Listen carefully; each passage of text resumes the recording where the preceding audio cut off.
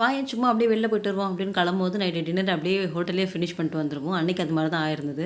மதியம் வடிச்ச சாதம் மாரி தான் நைட்டு தண்ணி ஊத்தி விட்டுருவோம். நைட்டு தான் சாதம் சுட சுட வடிச்சு அது அப்படியே இருந்தது. ஒரு அரை குண்ட சாப்பாடு அப்படியே இருந்தது. மீன் குழம்பு, மீன் வறுவல் அதுக்கப்புறம் நெறைய இருந்தது. அதெல்லாம் அப்படியே ஃப்ரிட்ஜ்ல எடுத்து வச்சுட்டு காலையில அப்படியே ரீஹீட் பண்ணிக்கிட்டேன்.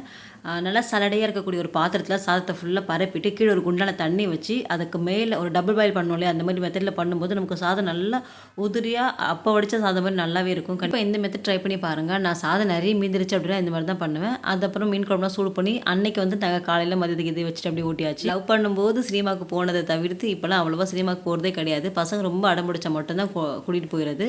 அதுவும் போயிட்டு வந்தோம் அப்படின்னா, அந்த ஒரு நாளைக்கு மட்டும் அந்த படத்தோட எஃபெக்ட் இருக்கும். அதுக்கப்புறம் அத அப்படியே மறந்துருவேன். கன்டென்ட் அப்படின்ற மாரி அப்படியே மறந்துருவேன். ஆனா இப்ப ரீசென்ட்டா இந்த அமரன் படம் பார்த்துட்டு அந்த 3, 4 டேஸாவே அது அப்படியே மைண்ட்ல ஓடிட்டே இருந்தது. நெறைய இன்டர்வியூஸ் அவங்களது பார்த்துருந்தேன். அதுக்கப்புறம் நெறைய வாழ்க்கை வரலாறுலாம் சொல்லியிருந்தாங்க. அதெல்லாம் பார்த்து தெரிஞ்சுக்கிட்டேன். உங்களுக்கு அந்த படம் புடிச்சிருக்கா அப்படின்னு சொல்லி கீழ கமெண்ட்ல ஷேர் பண்ணிக்கோங்க.